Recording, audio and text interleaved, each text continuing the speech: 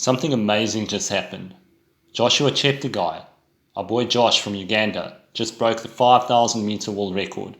And here we got the Corona zombies, simulating altitude training, getting ready for their next big race. We've got a really strong field here, some of the best 5,000 meter runners in the world.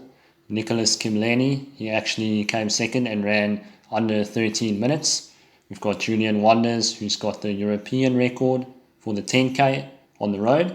And we also have Henrik Ingebrigtsen, who is an absolute beast. Looking cool with his Movember stoush and his shades. Every sport needs its characters. Alright, the race is about to start, time to get serious. And these boys are ready to lay down the gauntlet. Look at that focus. Here we go. One thing you can be sure of is that all the guys running here today are carved up. No one's in ketosis. Everyone's got full glycogen tanks. If you do keto, you're going to get dropped out the arse within the first 30 seconds. The previous 5,000 meter world record was held by Kenenisa Bekele at 12:37:35, I think. And to be on that pace, you need to be running about 60.5 seconds per lap. Kenenisa Bekele, great runner, has set many records and has been an absolute phenomenon on the track, on the road, and also on the cross country. Pretty much the greatest of all time for distance running. To beat world record pace, you've got to run about 2:31 per kilometer. So let's see how they pace it and what comes up at the first kilometer split. You can see the pace is on. These boys are going full gas because that field is already getting untethered within the first minute of the race. So it's a serious pace being set here. An interesting statistic that I thought I'd mention is at these speeds, which is almost about 24 kilometers per hour, you're saving about 5% of your energy. Now that may not seem like much, but when you're going for a world record, it's going to make all the difference. Now ideally you'd like someone to pace you all the way till 200 meters to go, but in reality that doesn't happen. The boys are popping off at about 2,000 meters in. And we'll see that happening here. After about 2,000 meters, the last pacer pops off. And the same thing happened with Kenenisa Bekele back in 2004. Also after about 2,000 meters, his last pacer popped off. So it's pretty much fair game here. Our boy Josh is racing it perfectly there in fourth place. He's got 3 pacemakers at the front, just breaking the wind for him before he has to do the hard work on his own. An interesting statistic that I saw with the source extension on Strava is that running at 2:31 per kilometer is the same as holding 7 watts per kilo on a bike. So try holding 7 watts per kilo for 12.5 minutes and you'll know exactly how hard this feels. You're going to see the first pacemaker peeling off now at 2.5 minutes or about 1k in. He says, "Josh, I'm done for the day. You boys take over." So let's see what they do for that first kilometer split. It's 2:31.87. So the pacing is almost spot on. I think what helps these pacemakers to do their job is that they have a marker in mind. So they might stop after 2.5 laps or 3 laps or 5 laps.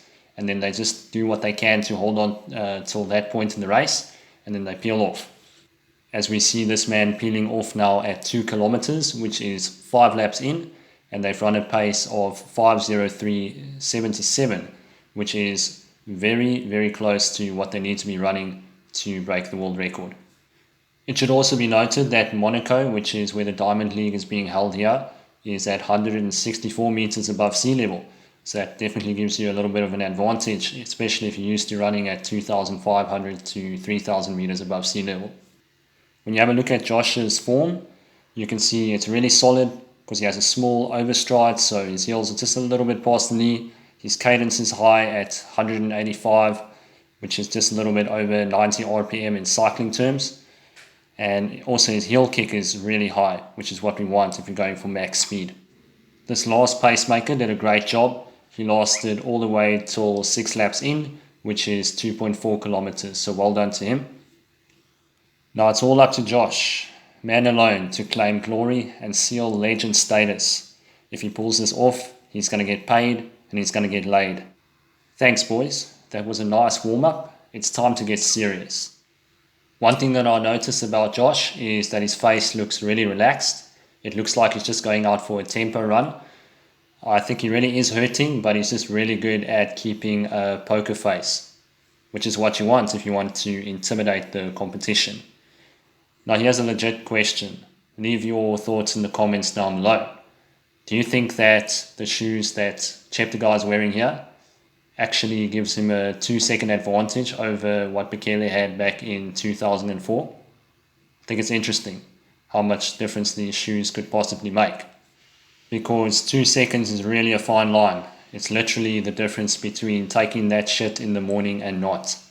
It's the difference between being constipated and having your fruit for breakfast. Now we see there that Cheptegei does a 60-10 lap, which is pretty much perfect pacing, so he's well on his way to taking the world record. And it seems he's speeding up a little compared to the first half when he had paces. So this is great. It's truly amazing. Everyone else looks so fucked in the race if you look at their faces, and they're quite far behind Cheptegei. And Cheptegei is just smiling. He looks like he's doing it easy. What makes this world record a truly marvelous feat is that it has been untouched for 16 years, and only a handful of people have run under 13 minutes over the last 16 years. So this is astounding. Let me tell you, bro, these Nike shoes I got, they rebound like a woman straight out of a relationship. Josh is looking really smooth, looking really relaxed, and that's the state you got to be in if you want to set a PR. It's quite amazing, really. He's doing perfect negative split pacing, going faster in the second half of the race than he did in the first half, and in the first half he had people pacing him. He's coming up to the final kilometer, and his form is still looking great, looking like he's doing it easy. Let's see what the split's going to be. Okay, so he's past the 10-minute mark, 4,000 meters in, 2:30 for the last K, and 10:05 for 4,000 meters. So he just needs to do 2.5 minutes for this last kilometer, and he has the world record by 2 seconds. An interesting thing to note about Cheptegei is he has a really low BMI at 18.6, which is pretty much exactly the same as Eliud Kipchoge, but Kenenisa Bekele has a slightly larger build with a 20 BMI. So it's interesting to note the differences there. And these top runners all seem to be under 1.7 meters tall, with Bekele being 165, Eliud Kipchoge being 167, and Cheptegei also being 167. I also only noticed the green and yellow light show keeping up with Josh there on the right. That's pretty rad. The purpose of the lights is to show the previous world record pace, so undoubtedly that has helped tremendously to keep the pace even and not to go out too fast. And this will help Josh a lot to accelerate away in the last couple of 100 meters so you can have a near perfect pacing strategy.